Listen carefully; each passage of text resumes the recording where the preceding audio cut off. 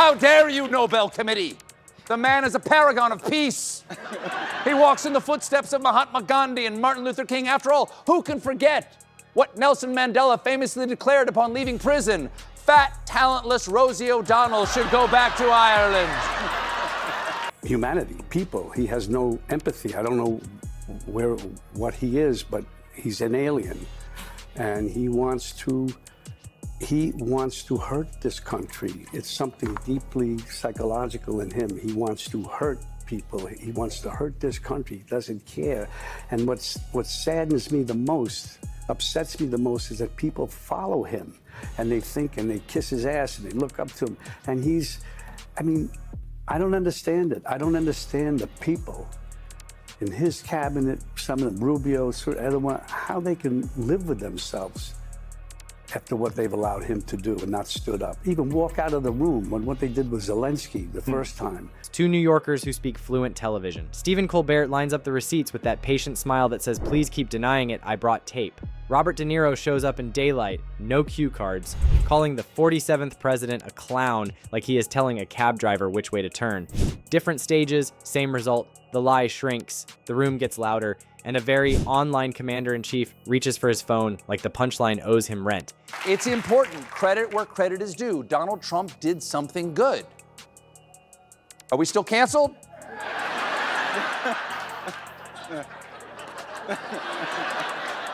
You sure?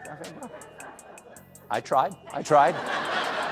It's kind of surprising to see him do something good. It reminds me of, in The Empire Strikes Back. We're all devastated by what's going on in our country.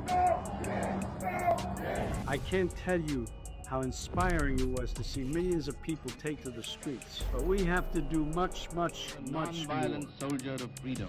At Defiance, you can join a community of courageous people and find out about other peaceful ways to fight back. Powerful moral force. Together, we will define leaders who govern by stupidity, corruption, and vengeance.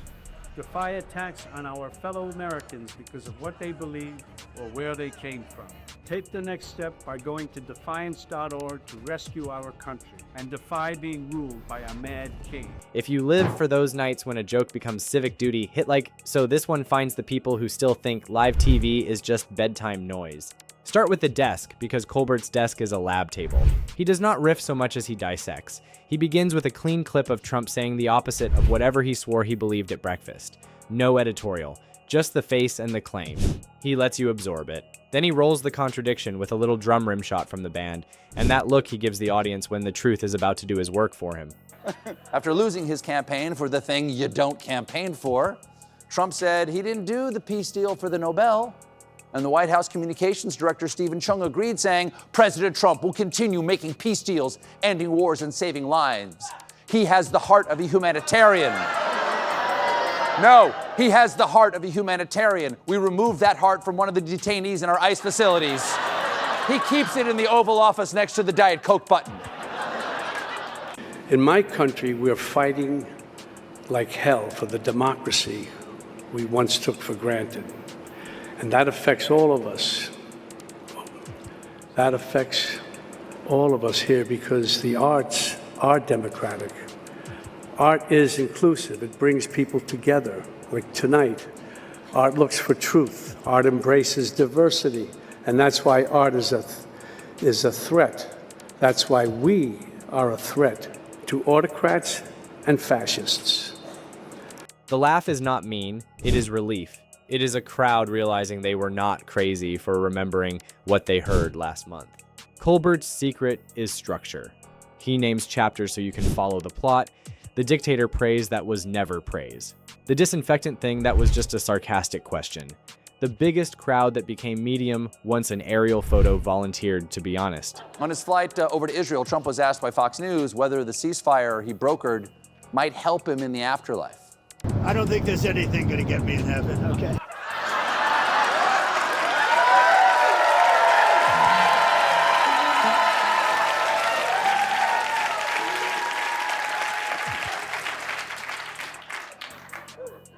I agree with Donald Trump.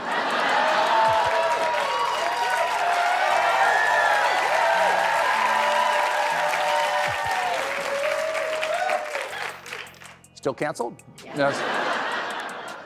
I mean, he's so blatantly stupid.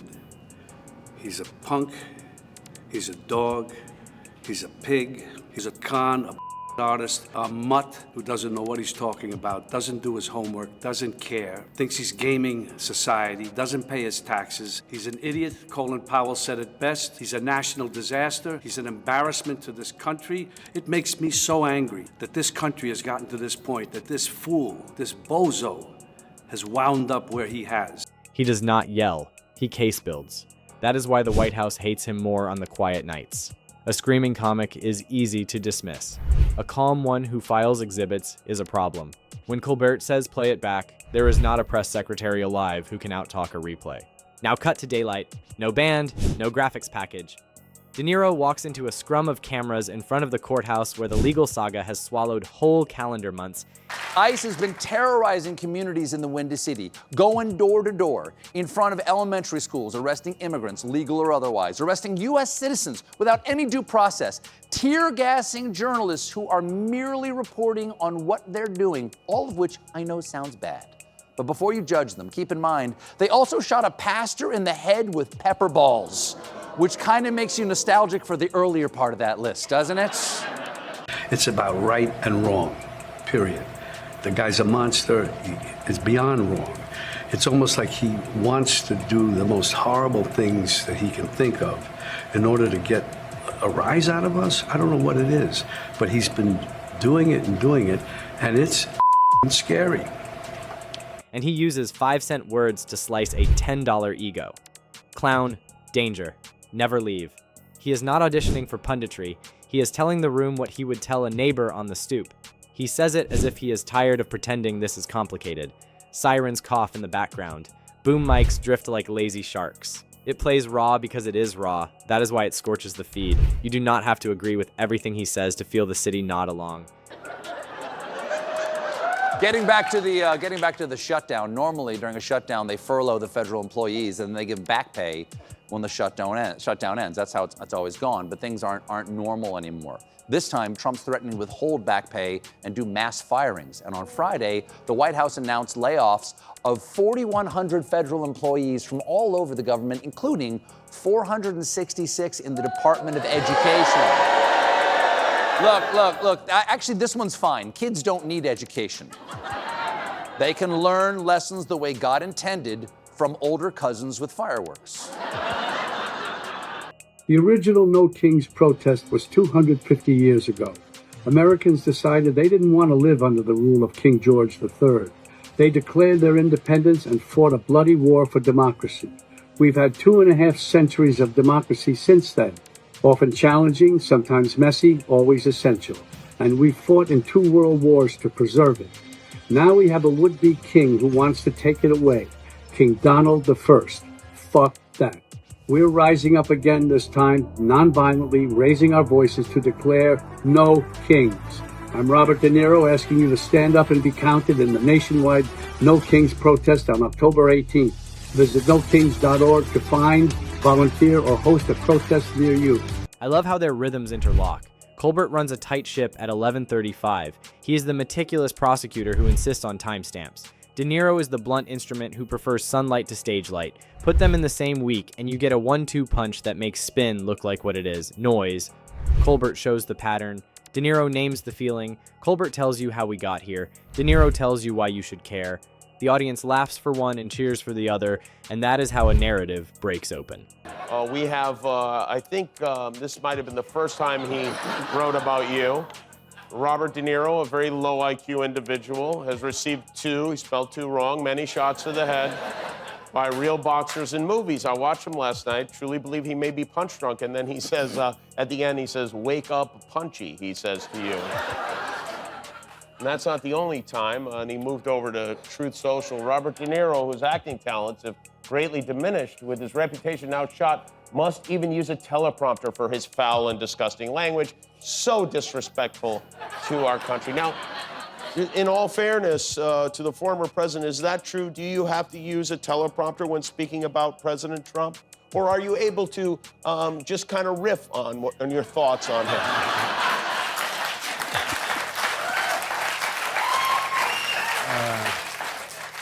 Yeah, he's so stupid. Everything was fine until Stephen revisited the moment that still makes Republican strategists clench their jaw, the Helsinki press conference. He did not need to call it anything fancy. He let the tape roll of a president who stood next to a Russian leader and treated American intelligence like an annoying rumor. Then he called it what your uncle called it across the dinner table. A betrayal of what the job is supposed to be. Not poetry, not legalese, a simple sentence that hits the part of your brain that keeps lists of lines you do not cross. The Trump administration is using some taxpayer-funded government websites to push their own political messaging, which many are saying is illegal, because it is, like this pop-up message which first appeared Tuesday on the Department of Housing and Urban Development's website saying, "The radical left in Congress shut down the government." First of all, you can't make political statements on a government website. Second, people don't go to HUD.gov to see political messaging. They go there because their cat walked across the keyboard. HUD. That's what everyone calls it. They all call it HUD. That's right. They don't say HUD. Nah, what is that? We have to do this. We have to go through the motions. Symbolically, it means something. It's a taint on his presidency, more than a taint. It's a stain, one that he deeply deserves. So, yes, we will go through it and take our chances. We have to take our chances, no matter what. He's going to try and use it, that he got ahead of it, he beat it like a gangster. I beat the rap, I beat them like the Teflon Don, but he has to take that punishment. He has to pay the consequences. De Niro, for his part, does not pretend politics is a riddle. He talks like a man whose patience ran out sometime around the second lie of the morning. When he tells a live audience that a would-be strongman is bad for the city and worse for the country, it sounds like New York itself filed an amicus brief. Daytime shows bleep him. Cable news plays the clip again because even the beeps sound like headlines. You can hire 1,000 consultants to explain messaging. Is that it looks like the federal government, which is entirely controlled by the Republican Party, is going to shut down in about 20 minutes. Anything? Let me know. Let me know if anything changes, okay? If so, it will cut a lot of important services and put a lot of people out of work, but not everyone. He loves a rally crowd, but traditionally, the senior leadership of the U.S. military never claps for political speeches. That's the tradition. They're supposed to be nonpartisan and sit there stone-faced. It's like doing stand-up for Easter Island heads. So Trump didn't love the crowd. I've never walked into a room so silent before. You know what? Just have a good time. And if you want to applaud, you applaud. And if you want to do anything you want, you can do anything you want. And if you don't like what I'm saying, you can leave the room. Roger that. The guy is a total monster. And anybody, I don't understand it. I guess they get behind that kind of logic. They want to fuck with people, screw them, because they're unhappy about something. He's such a mean, nasty, hateful person. I'd never play him as an actor, because I can't see any good in him. Nothing at all, nothing redeemable in him. And we have to, and whoever the people are who want to vote for him, and there look like intelligent people around there, for some reason, it can't be. It cannot be. If he wins the election, you won't be on the show anymore. He'll come looking for me. There'll be things that happen that none of us can imagine. Or you can throw a camera on Robert De Niro and let him say 2 words that do not need a footnote. The reason this duo gets under presidential skin is simple. They refuse to pretend the performance is the policy. Colbert treats a contradiction like a math problem. He brings up last year's line, yesterday's line, and this morning's fresh spin, and he shows you the sum. You can lie to a camera, you cannot lie to arithmetic.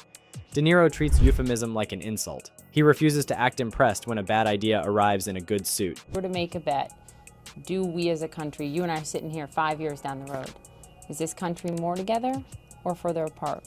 I don't know. Maybe some miraculous things will happen, where even Trump will do something that's surprising. I don't think so, but you never know. I'll even then say, okay, I give you that, but I just don't think so. I spent a lot of time along the Rust Belt in Kentucky, in places that where people put all of their hope in this president, and their livelihood depends on his success. Right. Do you feel like Hollywood, those living on the coast like I do, like you do, are too disconnected. We're too disconnected from that pain. I understand that people feel, even I am hesitant sometimes to endorse somebody because I don't think now it's just an elite Hollywood person doing that. But many of us feel that the right thing has to be done for people. And we really believe that. Someone like Trump doesn't really believe that.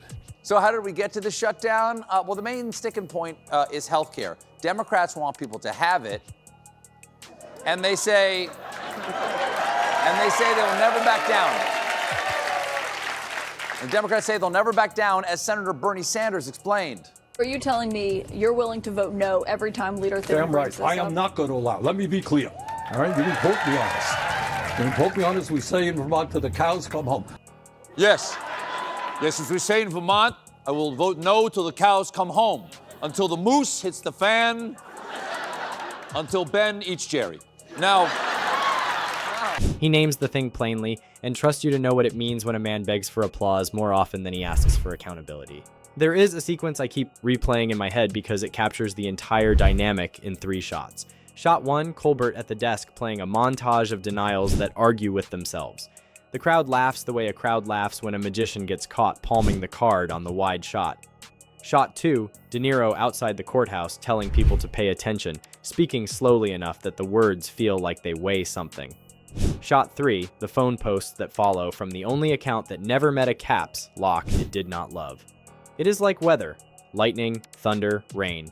You do not have to like it, you just have to admit it is happening.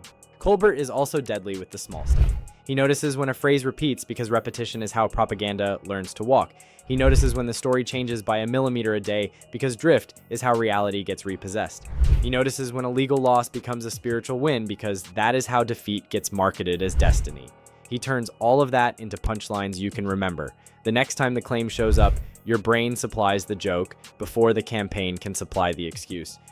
yesterday, after threats from Trump's FCC chair, ABC yanked Kimmel off the air indefinitely. That is blatant censorship. And it always starts small. Remember like in week 1 of his presidency, Gulf of America. Call it Gulf of America. Sure, seems harmless, but with an autocrat, you cannot give an inch. And if ABC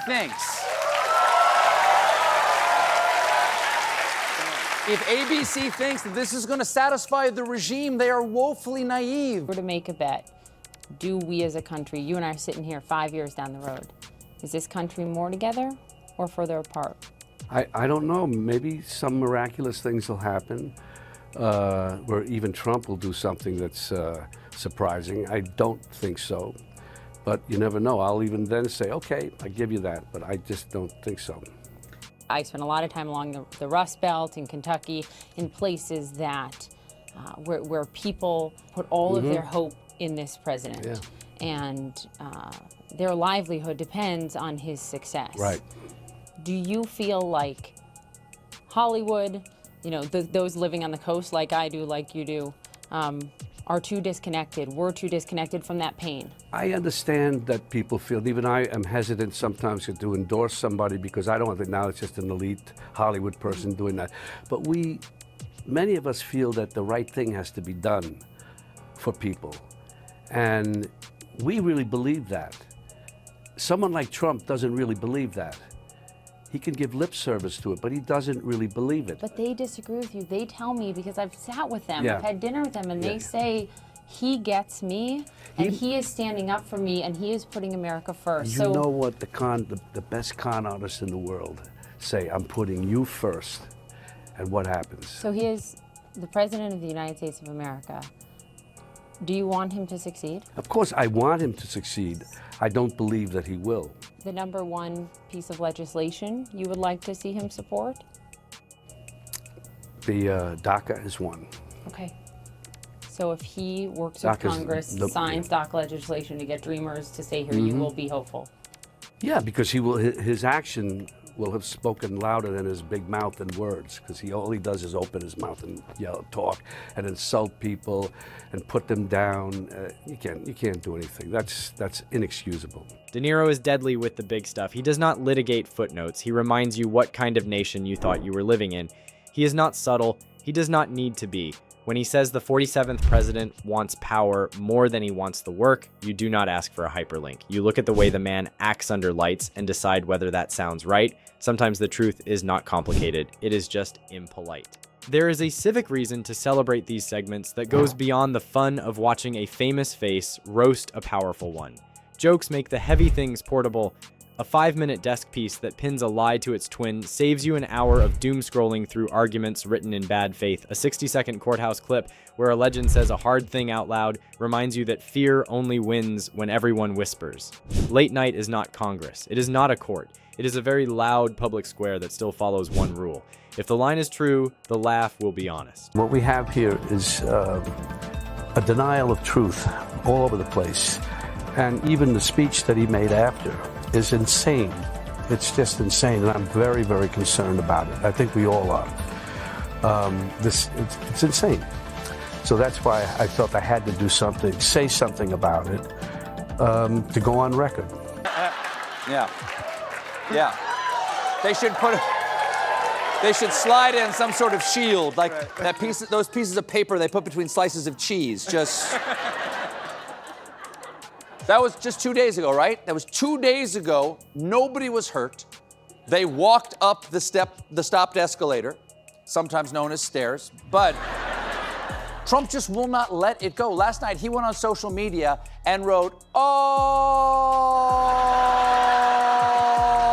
this about it. Skip recipe, skip to recipe. Everything was fine until Colbert addressed the elephant that keeps sneaking into the studio, the cancel chatter. He said what needed saying. You can move a time slot, you can change a format, you cannot cancel a fact. Then he did what he always does. He told a joke that hit so clean that even the people writing angry replies giggled by accident before they remembered their assignment. That is the other power of this stuff. Laughter makes partisanship stumble. It is hard to pretend gravity does not exist when the punchline lands on your foot. De Niro does not care about schedules. He will say his piece at an awards show, on a daytime couch, in front of a row of microphones on a sidewalk that smells like hot pretzels and rain. He does not need a perfect set to make a point. He needs a camera that is turned on and a country that is still willing to feel embarrassed when a line is crossed. He supplies the embarrassment. You supply the willingness.